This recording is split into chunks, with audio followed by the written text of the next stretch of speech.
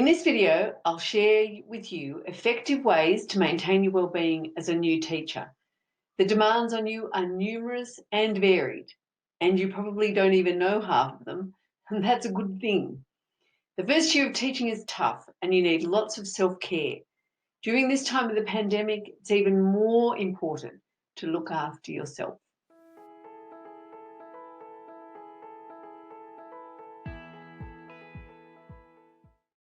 I'm Mari Amaro, and I'm the Principal Presenter at the Highly Effective Teacher. I'm a teacher, and I've been working with students and supporting teachers for over 30 years. I'm passionate about teacher wellbeing, and I combine research and experience to provide strategies that improve teacher wellbeing, especially the practices that take no extra time. They can actually give you back time by working more effectively. I love coaching teachers so that they thrive in the teaching profession, not just survive. Improved teacher wellbeing means improved student wellbeing, and that contributes to better academic and social outcomes for all our students. If you'd like to learn more about teacher wellbeing, please subscribe to our channel and ring the bell so that you receive notifications of all our videos. When you subscribe, that helps to support our channel and means that we can keep making these videos and getting the information and support out to more teachers. Well, it's your first teaching gig.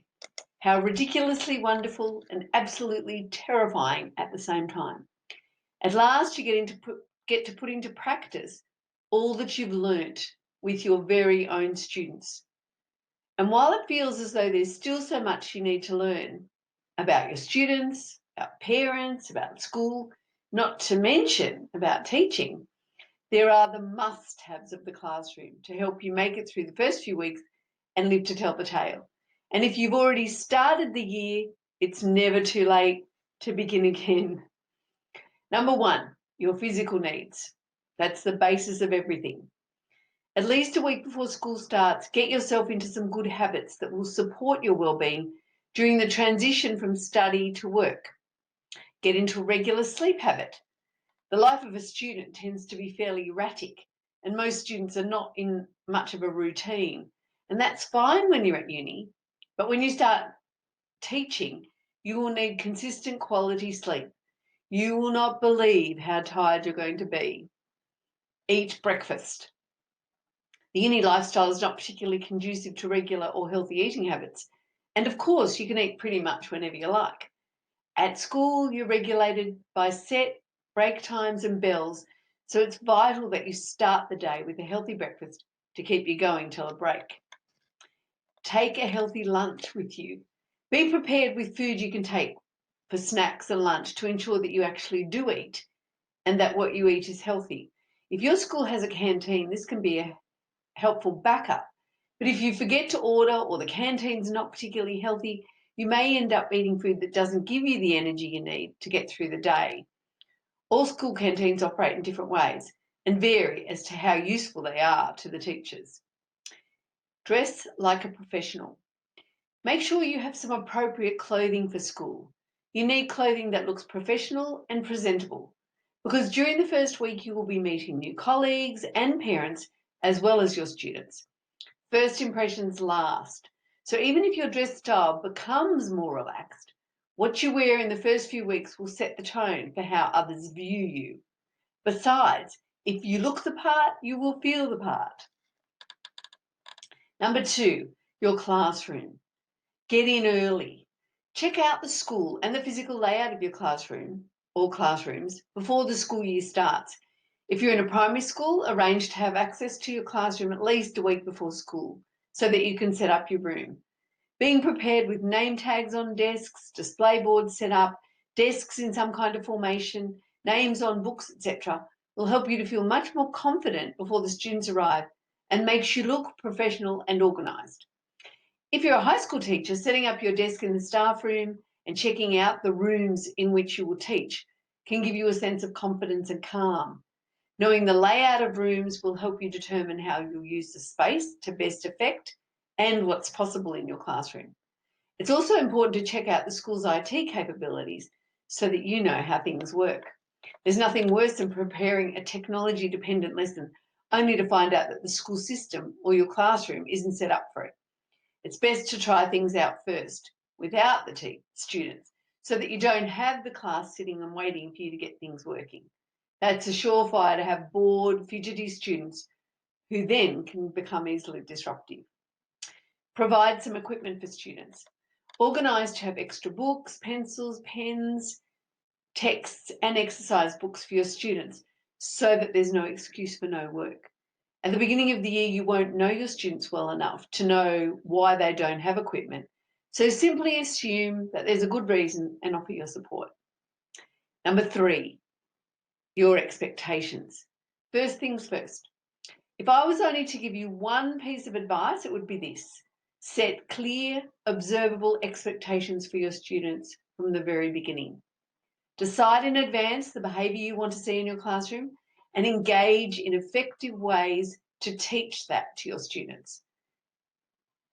Think of as many situations that may arise with your students before you have your first lesson. For example, what will you do when a student's out of their seat, or when they call out, or when they won't do their work?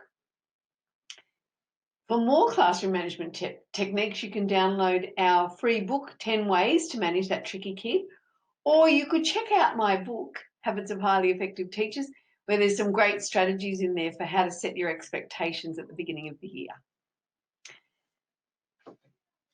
Ask your students. Include your students in a class meeting to discuss the appropriate behaviour for the classroom. Allowing them to have a say increases the likelihood that they will comply with your class agreement.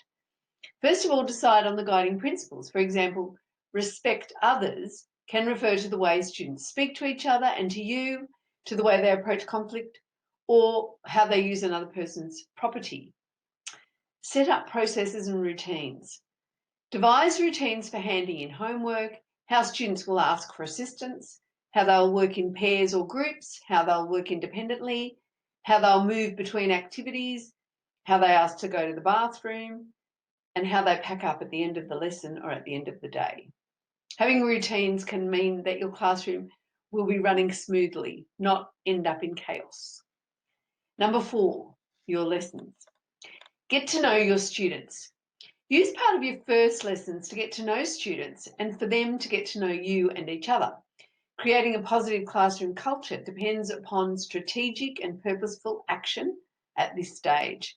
And let students know that you encourage risk-taking in their learning and that you expect that they'll make mistakes. If you want to learn more about how to create a positive classroom culture, check out our video on simple and effective ways to create a safe, predictable, consistent classroom environment. Overplan. Be well prepared for your lessons with additional activities for any number of contingencies. Students may finish early, the work may be too difficult, might be too easy. The beginning of the year is a good time to provide students with some open-ended tasks so that you can get an idea of their literacy levels. Number 5, your sanity. You can check out our teacher wellbeing workshop or consider getting your executive to book us to provide teacher wellbeing as staff development for your school.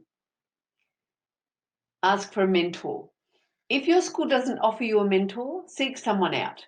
Ideally, this is someone who is not your supervisor, someone you can go to for assistance and ask questions and access professional support. It's vital. Check out the link to our video on why having a mentor is good for your well-being. It's a great step. Debrief at the end of the day. Talking with a trusted friend or a colleague can stop you feeling isolated and overwhelmed. It's really helpful to find other first-year teachers to talk with so that you know you're not alone and the problems that you're having are pretty common. Sharing beginner teacher stories helps you realise that everyone goes through pretty similar experiences. Share planning. If there are other teachers with whom you can plan and perhaps team teach down the track, get involved so that you can reduce your workload and increase your ideas. Your first year as a new teacher will be full of rewards, surprises and challenges. Keep your head up and enjoy the ride. Thanks for watching. Stay safe, everyone, and happy teaching.